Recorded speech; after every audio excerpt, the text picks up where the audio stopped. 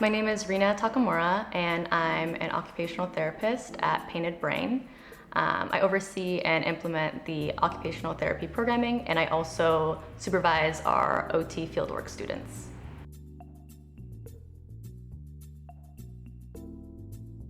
So we do a variety of different programming.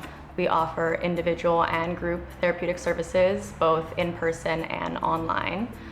We work in a variety of settings, from out in the community to at treatment centers at different mental health organizations throughout Los Angeles and in the surrounding communities as well. We also work with individuals of all ages, so from young children to transition age youth to older adults, and also individuals facing barriers to re-entry into the community.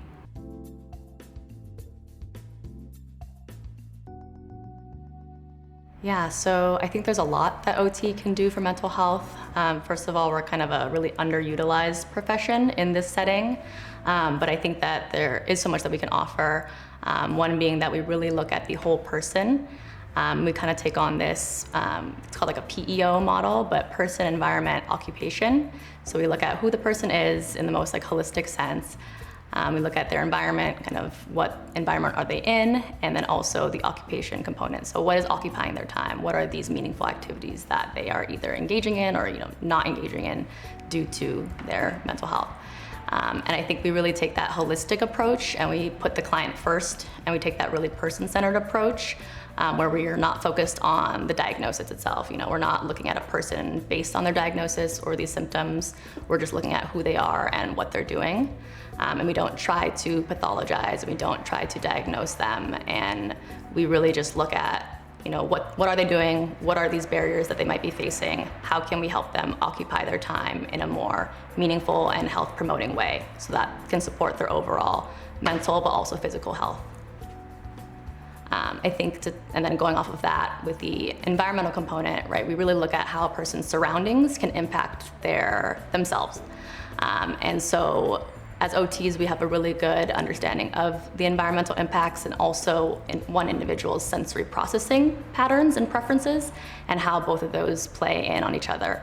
And so if a person is, really dysregulated or stressed or anxious, right, instead of just, telling them to relax or, trying to take more cognitive approaches to self-regulation, we can look at how can we structure their environment so that it's a more supportive and more calming place. How can we utilize their sensory preferences and maybe, use like a weighted vest or a weighted blanket, or have them squeeze a stress ball or smell different, essential oils.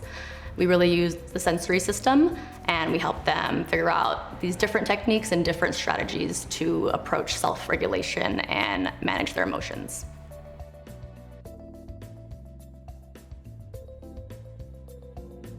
Because of the impact that I believe that OT can have in mental health, also the fact that we're underutilized, that kind of piqued my interest in, or kind of emphasized my desire to work in this setting. Also personally, mental health wasn't something that was really talked about a lot, or it wasn't something that was very prevalent kind of growing up, and it wasn't something that was openly communicated. And I think there is still a lot of stigma and misunderstanding around mental health diagnoses, but also just mental health in the community. And so that not being that open to it or aware of it growing up, and also realizing that me myself, there's like some struggles with mental health that I've experienced, and I've also had close family and friends also struggle with mental health, and I've lost a couple friends to suicide.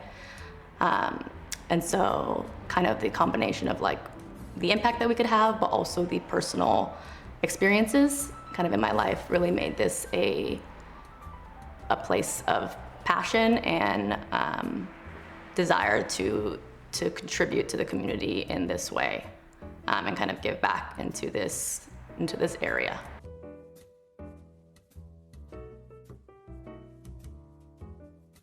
A lot of what we do with clients is helping them be able to kind of self-regulate so that they can then better engage in these meaningful occupations, and also then occupy their time in a way that's supportive and health promoting.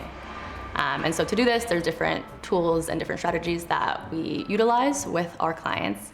And so something might be using like a weighted animal or anything, weighted to provide some sensory input, that deep pressure, which can be very calming and regulating to somebody.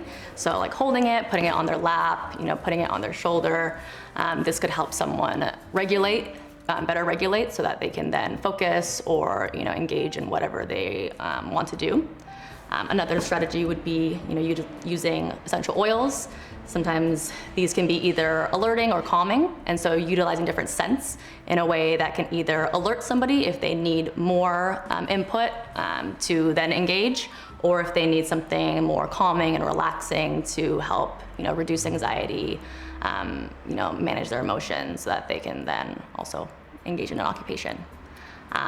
We also do different sensory activities kind of in session. So a lot of what we do is a lot of like tangible and practical things. So working on things in the session, not just talking about stuff. I mean, we do a lot of education and kind of planning and talking, but there is that component of actual work in the session. So playing with different, sensory, like tactile senses, making a stress ball, putting essential oils in a stress ball, so that they can then use it later on to help calm them down or regulate.